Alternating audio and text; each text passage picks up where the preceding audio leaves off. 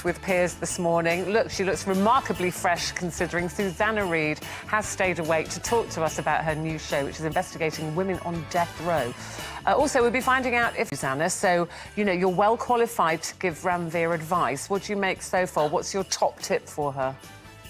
Enjoy every single moment of it because it is over in a flash. Frankly, she needs no advice from me. She is a superb dancer. She is doing incredibly intelligent, feisty and, above all, patient. Well, she'd have to be very patient, wouldn't she, working with Piers Morgan? Piers Morgan is here for a few days? Or No, I'm here permanently. It's your ultimate nightmare. Good evening from Hollywood. It's the Oscars, baby. I'm not going to take anything off. Yes. Me. It's all about me. Stop being deliberately obtuse. What on earth are these? You're a papoose. You're a gigantic. Meat's good for It's you. nicely flavoured. It would be weird if I did have a crush on you, and I don't. We are destined to be together. Susanna calls Piers Snuggle Bear and tells him, "You look so handsome, cutie pie." Thank you very much indeed. I got a kiss! Only the one kiss, Susanna, and you were kind of forced into it. I feel it. Listen, welcome, because, you know, probably you should be asleep by now because you've been up early doing GMB this morning. But 5 years with Piers, our respect to you. Congratulations from all of us here.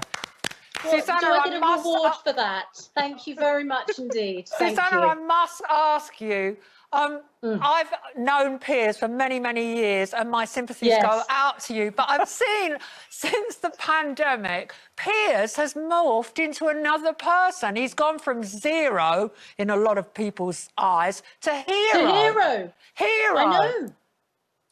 You're right. I think a lot of people are seeing him differently, aren't they? Because, you know, previously he was annoying and antagonistic and controversial and a massive wind-up.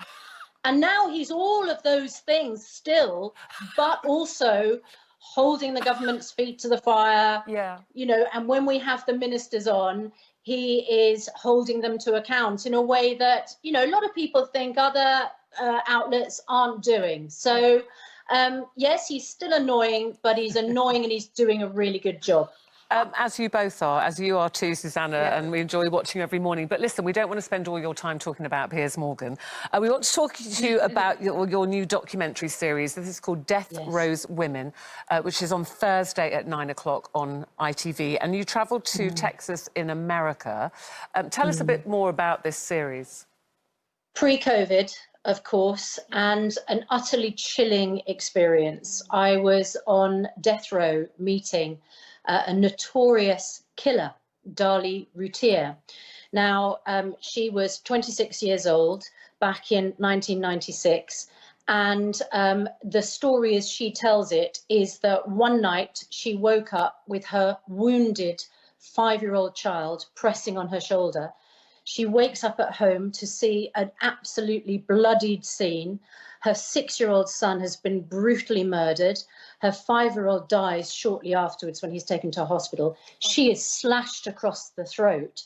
And she says an intruder burst into their home just outside Dallas and murdered the 2 children and tried to kill her. Now, the police said there was no intruder.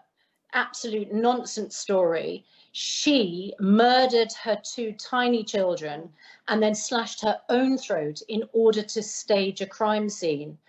And a jury didn't take long to believe the prosecution case, and they convicted her, and she was sentenced to the death penalty, lethal injection. Now, she has spent almost half her life on death row. She hasn't yet received an execution date, and most people, the average on death row is you spend 10 years between conviction and execution. She has spent almost a quarter of a century on death row because the case is just embroiled in appeal after appeal. And I sat down in front of her. I mean, it gives me the chills even now. We are the same age. We are separated just by bulletproof glass. We are both the mothers of 3 boys. And yet she is there accused of the most gruesome crime, convicted and sentenced to death. And she says it's all a terrible mistake. She has been a miscarriage of justice victim, and her surviving son, who is now 25 years old, he was only a baby at the time of the murders, has been robbed of his mother. So was I sitting in front of a grieving mother, or was I sitting in front of a child murderer? Yeah, This is what the documentary will let you decide. Yeah, we can see you sitting in front of her, and I know she tends the garden while she's on death row, and I know you talked to her about that, about nurturing. Let's have a look. It's wonderful to see the things that you plant grow, to nurture something, you know. There's a sort of irony in that, isn't there? Because, of course, you are here on death row because people believe that you murdered your little boys, who it was your role to nurture. Yes. Devon and Damon. That's what I'm accused of, yes. I think accused of and convicted. Susanna, when you asked her that question about nurturing, I mean, how did she take to that? Because that is so, I mean, I would be petrified of asking her. And that was the irony of what she was saying, because, you know, she was talking about, I mean, what little pleasure can there be on death row? And frankly, people would think that there shouldn't be any. And then she talks about the fact that, you know, if she is a mother who is the victim of a miscarriage of justice, the only things that she has to nurture are the plants in the prison garden at Mountain View Prison in Texas. But you know, the irony of, I enjoy watching things grow, I enjoy looking after things, I enjoy nourishing things and seeing them, you know, develop. Well, for goodness sake, if she murdered her 6-year-old and her 5-year-old son, that was her role as a mother to nourish and nurture and grow. But doesn't she turn around to you and then say, but I didn't murder them, when you asked her that question? She came straight back, didn't she? She says she is not a killer. She is not responsible for the murder of her 2 little boys, and that if she is executed, there will be innocent blood on the hands of those who give her the lethal injection. She is adamant he will be exonerated. Sorry, Susanna, it's such chilling what you're saying to us. And from my background in social work and youth offending, I've seen some horrific things, and it just makes me want to ask you, was you emotionally supported before and after doing this documentary? By the production team, yes.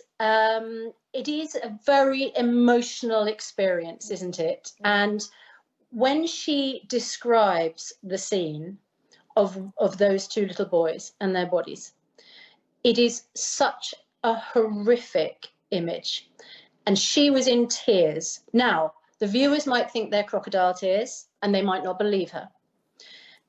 I was so moved by what she was saying, because whether she is guilty or she is innocent, those 2 boys lost their lives that night. And that is a really terrible thing to hear and to imagine. Susanna, I'm so sorry to interrupt you because we have to go. Death Row's Women is Thursday at 9 p.m. on ITV. I'm on a hard count and you'll understand that more than anyone, but I do want to wish you a very happy 50th birthday, which coincides with the launch of your documentary on Thursday as well. So happy birthday. Happy birthday. And we look forward Happy birthday. Thank you, Susanna. Good to talk.